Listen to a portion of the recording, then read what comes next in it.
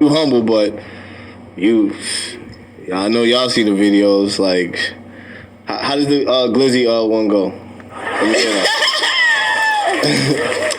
I gotta hear that. Since you ain't drinking Henny, you owe me that.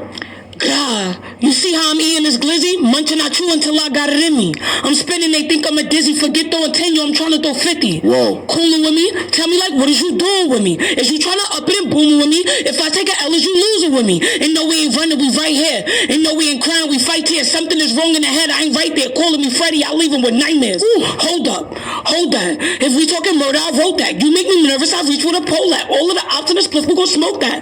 Hold on, cooling with me? Tell me, like, what is you doing with me? What it do? It's 903 Boxing. I'm your host, Charles J. Say, man, shout out to my audience. Shout out to those that's rocking with me. Yeah, we back in the kitchen. And there's a whole lot of goddamn sauce in this pot, man. Let's get to the shit. Say, man, I gotta be honest. I've been scanning the surface. And I gotta be honest. I talk a lot of shit and I'm very unapologetic. But I'm also... just like with my music, I'm my worst critic. I'm very hard on myself. I try to be the best at whatever I do. Whatever I do, I try to bring a lot of sauce to it, you know? And I just feel like it's so much bullshit in hip hop. It's so much bullshit in boxing. It's so much bullshit in this world. And I address it. I address racism on a daily basis. I address oppression. I address everything we're going through. And a lot of times I'm very angry on this channel. I'm very upset. A lot of shit bothers me. It's a lot of shit. And a lot of times one can think that he ain't got nothing good to say. In my opinion, though, speaking about oppression, I think that's very positive. I think it's very positive to fight back. I think it's very positive to stand for something you believe in. And I think it's very positive to have a love for your people. I think it's very positive to appreciate those that fought before you. I think it's very positive to appreciate the Rakims. You know what I'm saying? To appreciate the Big Daddy Kanes. To appreciate KRS-One. Like I said, we got to appreciate those that came before us and paved the way for us. So it's never my intentions to be negative or to be, some may even think I'm hateful. And I'm not here to explain none of that. I just want to explain that it's so hard. It's so hard to say. Listen, it is so hard to make a video about good shit. It's not a lot of good shit going on in this world. It's a lot of fake shit. It's not a lot of real shit that I can speak on because it ain't a lot of real shit to speak about. It's a lot of fake shit, a lot of clout chasing, a lot of shit. So, I finally found something that has gave me excitement. I finally found something that it made me, I damn near believe in hip hop again. Yeah. This shit, and I'm gonna tell you something. This New York, y'all need to stand the fuck up. You motherfuckers been quiet ever since Atlanta took over hip hop. And since Atlanta took over hip hop, we see what Atlanta has become. Atlanta didn't become the gayest city until Atlanta took over hip hop. And I just think they go hand in hand. But anyway, that's a whole nother story. But I definitely got to talk about this lady, Scar Lip, and I just discovered her this morning. Not even an hour ago, I discovered her, and I wasn't looking for her. I just happened to see her interview, and I looked at it. When I heard the interview before I ever heard her rap, and I've only listened to about 3 or 4 freestyles so far, and that alone has gave me the excitement to make a video and say, Scar Lip is next up. And not only is she next up, Scar Lip got the potential to be the greatest female MC of all time. She got the potential. And right now, she the hardest thing in the litter. She the hardest pit in the litter right now. I'm going to give you some stuff she said in her story that made me put out my blunt. She said her mother died when she was very young. And she moved in with her auntie. And she said her auntie was abusive to her. Her auntie used to drug her up and let her boyfriend molest her. Yeah, used to drug her up. And she said how she got the name Scar Lip. One day she came home late and the door was locked. She was trying to get in. And her brother said, give me some money. And she said, "Nah, I ain't got no money and this and that." And her brother punched her in the mouth. And she said she just passed out and she woke up and her mouth was bleeding all over. And so she got a scar on her lip. And yeah, that was from my brother. And she said she don't fuck with her family. That shit touched my motherfucking heart. Scar lip, let me tell you something. When you rap, you got that shit. I'ma tell you something, bro. That shit Pac had, that shit that can touch your heart when you rap. You got that shit. You got some shit. You got some shit. Let me tell you something. Megan Thee Stallion can rap. Cardi B, they can rap. It's different, bro. You can see your pain through your lyrics and through your expressions. And not only that, the animation you use while you rapping, you put me in the mind. You like some.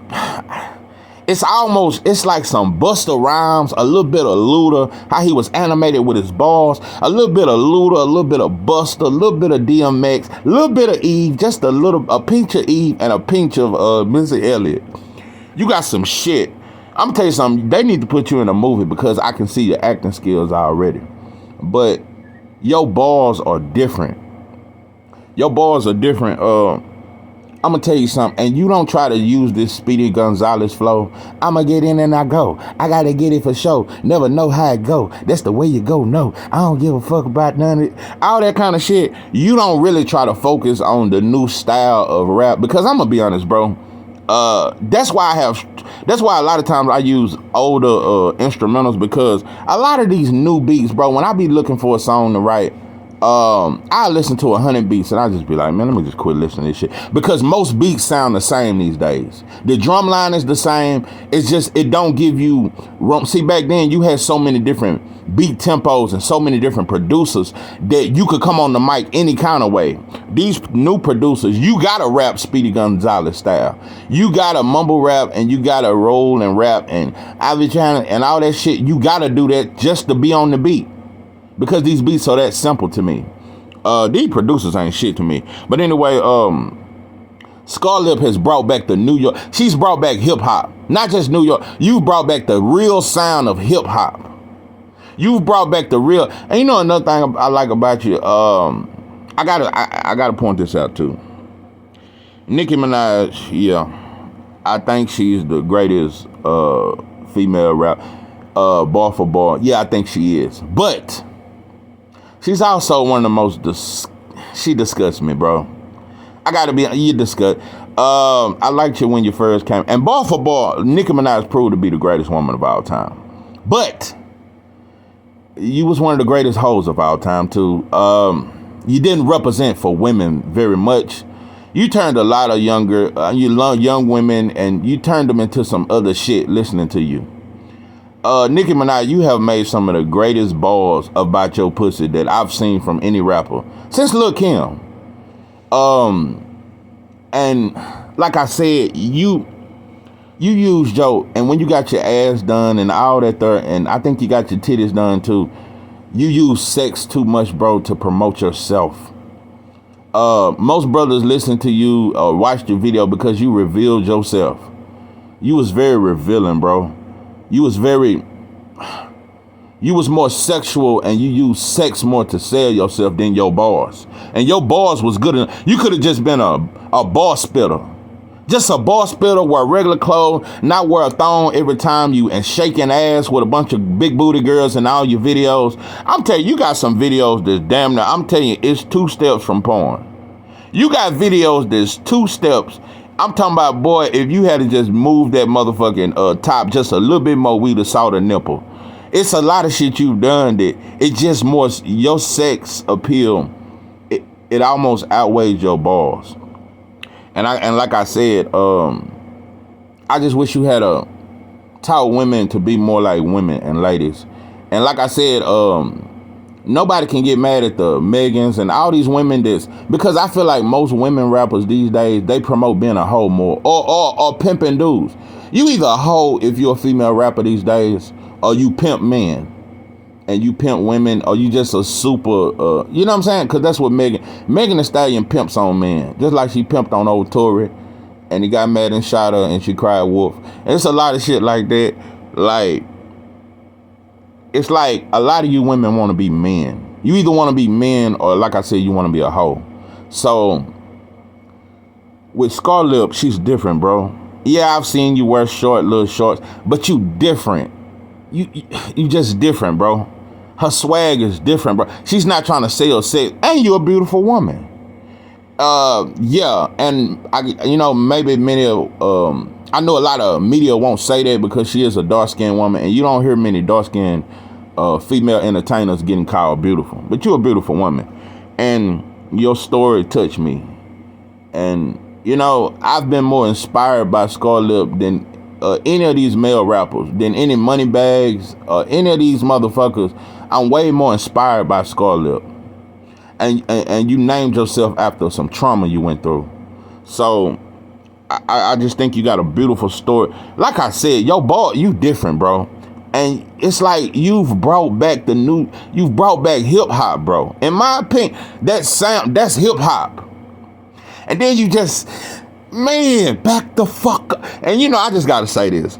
In New York, y'all lingo is different. Y'all got like a top 3 lingo in the country. Yeah, New Orleans, New York, and after that, I'd probably say, New Orleans, New York. Yeah, and then I'm gonna go Texas, because I just think we got a lot of sauce. I think we got the 3rd best lingo. But New York, y'all lingo has always been impressive with me. And New York rappers have always been some of my favorite rappers, like Jadakiss, Busta, DMX, Nas. It's a lot of them that I really, really like. But Fab was cold. You know what I'm saying? It's a lot of them. Dipset. I fucks with New York rappers. So she got that lingo, bro. It just all it, and I can't even. It's hard to mimic that New York shit. But bro, I'm impressed. I'm impressed, and after this, I'm gonna listen to a few more of your freestyles. You found a fan in me, and I just feel good that I can finally say something good about hip hop. And it took a female MC straight out of New York that went through a lot of shit, lost her mother as a kid, and found herself. Family went against her. She didn't have nobody to lean on, but she found herself. She said she used to write poetry, and one day she just started rapping, and she used to freestyle everywhere. And you done make this song, New York. I'm telling you, bro, you done brought some shit back. And Busta, shout out to Busta, bro. And she gave him a gift and shit like that. And there was a video of him thanking her. And brothers is vouching for you. And I like that. DMX vouched for you. Several other rappers that's vouching for you. Like right now, bro, like I said, your story, your style, nobody, and you ain't trying to be no Lil' Kim. Because another thing I got to talk about Nicki. She was a way better rapper than Lil' Kim, but you use Lil' Kim's whole image, bro. You even did the pussy pose. Remember she had all that shit in her bikini, and it looked like her. Let me tell you something. If you want to promote having a fat pussy, that's not the way to promote. Let me tell you, I'm gonna leave that alone. But anyway, that Lil' Kim picture where she was posed like that and squatted. Nicki Minaj did the same pose. So you did steal a lot from her, bro. You were just a better rapper, though, and more attractive. So, like I said, Scarlett, she ain't got nobody's style. And she may not be the most lyrical. She may not be the most beautiful. She may not have the fattest ass or the biggest fake titties or none of that there. And I like that, man, a lot of times I see her in the interview, she ain't got on no makeup. It's a lot of shit I like about her. She just put me in the mind of the Lauryn Hills, and back when women was more natural and knew they was beautiful and didn't have to wear 1,000 wigs and 1,000 things of makeup and change your shade, 4 different shades and shit like that. Cause some of you women, I'm gonna tell you something, y'all look like what's them goddamn where they be dressing you up when you die and put all that makeup. Some of you motherfuckers look like that. Like a motherfucker that hit you with that embalming fluid and hit you with all that makeup and shit. It just looked very fake, bro. And so I appreciate, and it's very relaxing and comforting to see a woman be a woman, but still be dope. And like I said, you found a fan in me. So yeah, I don't know when I'll make a positive video like this again. It's so much fuckery, so much fake shit going on in this world that it's hard to talk about positive shit sometimes. So this is a positive video, a positive message.